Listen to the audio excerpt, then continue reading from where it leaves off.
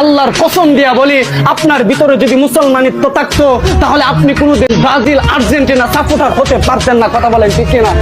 মুসলমান একমাত্র পৃথিবীর মধ্যে যদি কোনো দেশের মধ্যে আজান প্রকাশ্যে দেওয়া নিষেধ থাকে সেটা আর্জেন্টিনার দেশের মধ্যে, যদি পৃথিবীর কোনো দেশের মধ্যে আজান প্রকাশ্যে দেওয়া নিষেধ থাকে সেটা ব্রাজিল দেশের মধ্যে।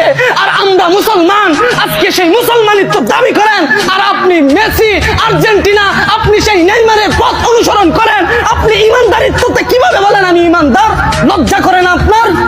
আপনি খেলা দেখার জন্য রাতের পর রাত জেগে রাত 3টায় খেলা, আপনি মুরব্বী মানুষ, দাড়ি সাদা হয়ে গেল, আপনার তো লজ্জা থাকার দরকার ছিল। আমার তো মৃত্যু কিছুদিন পরে চলে আসবে, আমি খেলা দেখার জন্য রাত জেগে কিভাবে জেগে থাকি? আপনার তো লজ্জা থাকার দরকার ছিল। আপনি খেলা দেখেন নিয়ে যুবকদেরকে আপনারা ফিরাবেন, বরং যুবকদেরকে নিয়ে একসাথে বৈশা মজলিস সাজায়। কথা বলেন ঠিক কিনা? মজলিস সাজায়। আমি আফসোস করে বলে যাই, এই বিশ্বকাপ আসছে শুধু মুসলমানদেরকে একটা ফাঁদের মধ্যে ফেলার জন্য। মুসলমানদেরকে নিয়ে একটা ফাঁদ তৈরি করছে তারা, যে আমরা খেলবো, কিন্তু মুসলমান এটা দেখবে, মুসলমানদেরকে দর্শক বানায়া আমাদেরকে তাদের গোল এক খেলার মধ্যে তারা আমাদেরকে আবদ্ধ করছে। বুঝতে পারেন না, খেলা যখন শেষ হয়ে যাবে, মেসি নেইমার তাদের পতাকা আপনার কোনো কাজে আসবে না।